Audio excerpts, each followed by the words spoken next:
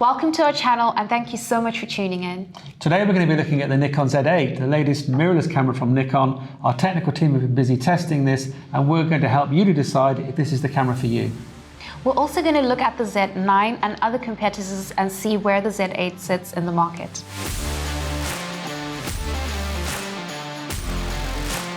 So the Z8 sits in the range between the Z7 and the Z9.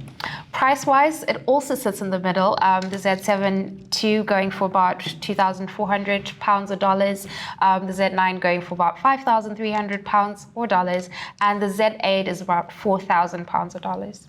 It's also virtually exactly in between the Z7 II and the Z9 in terms of weight and size, if you look at them next to each other. Unless you add a battery grip. So last year we named the Z9 as our camera of the year and said it was the best camera ever made. But of course there were just two things going against it. One is that it's a very, very big camera, and secondly, it's very expensive. So what Nikon has done is they have made the Z9 effectively in a much smaller and much cheaper body. And if you're thinking of upgrading from a Z7 II or Z6 II, then getting a Z8 makes the perfect choice where you get most of the features from the Z9 in a more affordable body. Here are 10 things you need to know about the Z8 versus the Z9.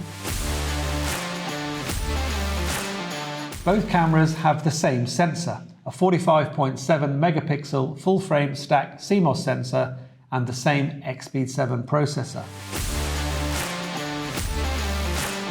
Because these are both full-frame cameras, they both use Nikon's Z-mount and take the full range of Nikon's Z-mount lenses. You can also use their F-mount lenses with the appropriate adapter.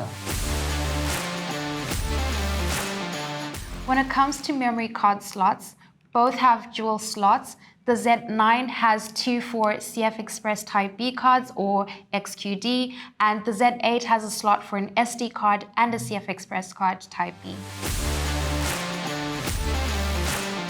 Both cameras have intelligent subject recognition autofocus, meaning you don't have to specify in advance what you're shooting.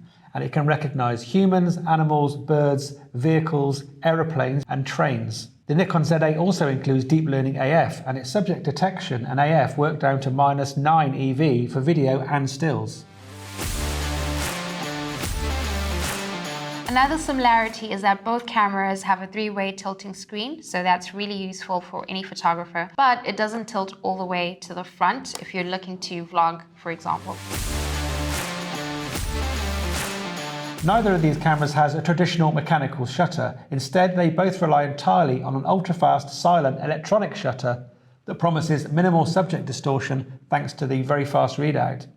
They both have a shutter speed up to 32 thousandths of a second and can shoot 20 frames per second in RAW with a buffer of over 1,000 frames, full resolution JPEGs at 30 frames a second, and 11 megapixel files at up to 120 frames a second. Let's talk body and battery. So the Z9 is obviously bigger because it does have the extra grip and a large battery. The Z8, on the other hand, has a much smaller battery, the EN-EL15C, which has a battery life of around 300 shots. When it comes to video, the Z8 can record in 4K at 60p without interruption for about 2 hours, and 8K at 30p for 90 minutes. The Z9, on the other hand, has no time limits when it comes to shooting in 4K, but can only go up to 2 hours in 8K. And one thing that the Z8 has that the Z9 doesn't have is dual USB ports, one for charging and one for connectivity. The Z9 does have one USB-C port, full HDMI port, and an Ethernet port if you want to use that as well. Okay, and of course you can get an adapter to use Ethernet with one of the USB ports in this one. At an extra cost. Of course, the Z8 is a lot cheaper than the Z9, coming in at around £3,999 or $3,999. The Z9 is on the pricier side of life, with the body going for £5,300 or $6,600 US. Of course, raw image quality is absolutely superb, with the 45.7 megapixel sensor delivering on all fronts of detail rendition, dynamic range, and high ISO noise. At low ISOs, RAW files have such great dynamic range that you can adjust exposure and shadow sliders in RAW processing almost with impunity. Thanks to its 45.7 megapixel sensor, the Z8 captures an impressive amount of detail, surpassed only by a few 61 megapixel models among its full-frame peers. There's no visible noise at ISO 60, and even at ISO 1600, you have to examine the files really close up on screen to make out the first appreciable appearance of luminance noise. Fine detail starts to blur away at ISO 6400, but it's only when you hike up the sensitivity to ISO 25600 that noise really has a major negative impact on image quality. So the question comes down to, is the Z8 the best camera for you? I think it depends on who you are, really. I think the main reasons to look at the Z8 is if you are upgrading from one of the lower cameras in the range, like the Z6 II or Z7 II, or even the APS-C models, then it feels like it's a choice between the Z8 and the Z9.